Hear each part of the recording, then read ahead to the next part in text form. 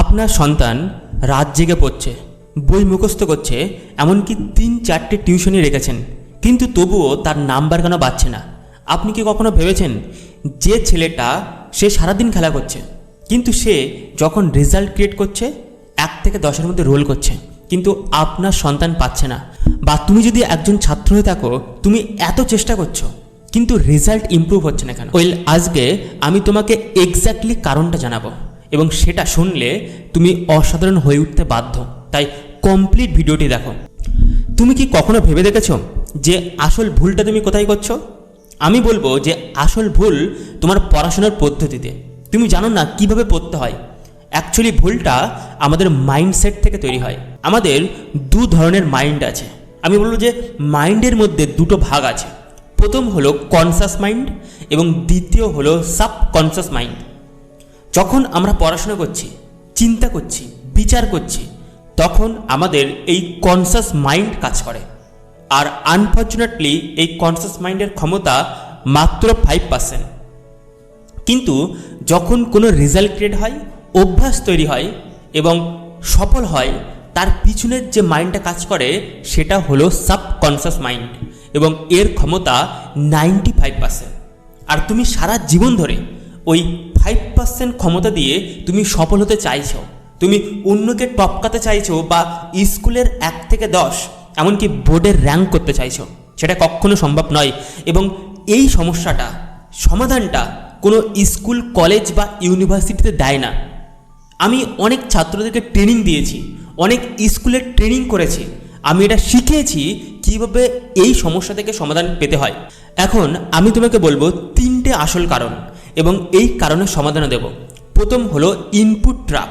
তুমি যখন পড়ছো, তুমি রিডিং করছো এবং সেগুলো ব্রেন দেখছে, কিন্তু ব্রেনের কোনো কার্য হচ্ছে না। তুমি টাইম দিচ্ছ এবং ব্রেন তোমাকে একটা ইলিউশন দিচ্ছে যে তুমি অসাধারণ পড়াশোনা করেছো, কিন্তু পরীক্ষার হলে যখন তুমি বসেছো তখন হচ্ছে আউটপুট।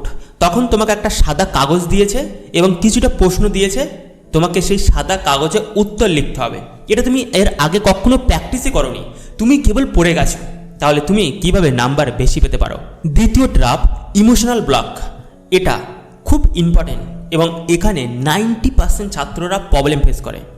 বেশি অংশ ছাত্ররা ভালো রেজাল্ট করতে পারে না, তার কারণ তুই পারবি না, তোর দ্বারা এটি হবে না, তুই দেখেছিস ওই বাড়ির ছেলেটা কত % পেয়েছে। এই কথাগুলো বারবার শোনা, এবং এগুলো আনফর্চুনেটলি তার পিতামাতার কাছ থেকে শোনে। অনেক টিচাররা আছে, অনেক ছাত্রদেরকে ইনস্ট্যান্ট নেগেটিভ কথা বলে এবং তার মোরাল ভ্যালুটা অনেক কমে যায়। তুমি সফল হবে কিনা নির্ভর করছে তোমার মোরাল ভ্যালুটা, তোমার কোয়ালিটিটা কতটা ইমপ্রুভ করতে পারছো। কখনো কোনো ছাত্র জন্মসূত্রে জিনিয়াস হয় না, তার কর্মসূত্রে হয়। অভ্যাস তাকে জিনিয়াস তৈরি করে। এবং একটা ছাত্র সে সারাদিন পড়বে এবং অন্যদের কাছ থেকে ডিমোটিভেশন শুনবে, এটা তো কখনো হয় না। তাই যে সকল প্যারেন্টসরা ছাত্রদেরকে মোটিভেট করে, যে সকল টিচাররা তাদেরকে মোটিভেশন করছে, সেই সকল ছাত্ররা অসাধারণ নাম্বার পায়। তাই তোমার যে ভ্যালুটা আছে সেটা কি অন্যরা কমিয়ে দিচ্ছে? বা আপনি যদি একজন প্যারেন্টস হয়ে থাকেন, আপনি লাগাতার আপনার সন্তানকে কি বলছেন, এটা কিন্তু নির্ভর করছে তার সফলতা। 3 নম্বর ট্র্যাপ হলো ফোকাস ফার্ক। আপনার ফোকাসটা কত আছে? একটানা আপনি যদি কোনো একটা বস্তুকে তাকিয়ে থাকতে পারেন কোনো চিন্তা ছাড়াই, তখন আপনার ফোকাস বৃদ্ধি পায়। তোমার ফোকাস সেটা নির্ভর করছে তোমার সফলতা। স্বামী বিবেকানন্দ একটা জিনিসের উপর জোর দিত, সেটা হলো ফোকাস। একটা ছাত্র সে একটানা পড়াশোনা করছে এবং তার মধ্যে বারবার বিরক্ত হচ্ছে, তার মানে তার ফোকাস নেই।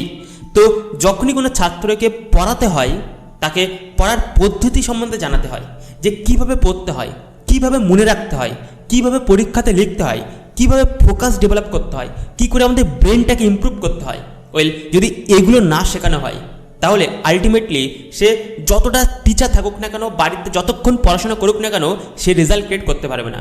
ধরুন একটা কলসি আছে, কলসির নিচে অনেক ছিদ্র আছে, এবার কলসিতে জল ঢালা হচ্ছে, দেখবেন যে জল ওপর থেকে যত ঢালা হোক না কেন, আলটিমেটলি কলসি খালি হয়ে যাবে।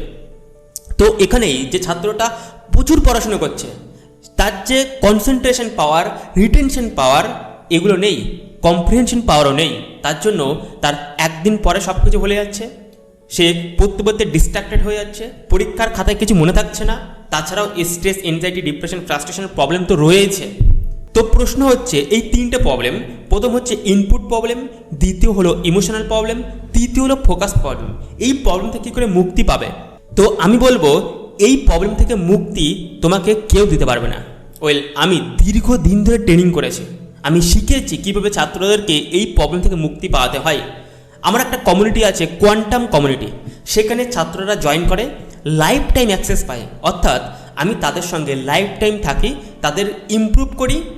কারণ আমি জানি যে যদি কোনো ছাত্র ক্লাস 10-এ আসে, শুধু 10টা কমপ্লিট করে দেওয়া আমার কাজ নয়, তাকে আলটিমেট স্তরে নিয়ে যাওয়াটা আমার কাজ, এবং তার জন্য আমি তাদেরকে লাইফ টাইম অ্যাক্সেস দিই। যদি আপনি একজন প্যারেন্টস হয়ে থাকেন বা তুমি একজন ছাত্র হয়ে থাকো, তাহলে ডিসক্রিপশানে আমি ডিটেলস রেখেছি, সেখান থেকে চেক আউট করতে পারো।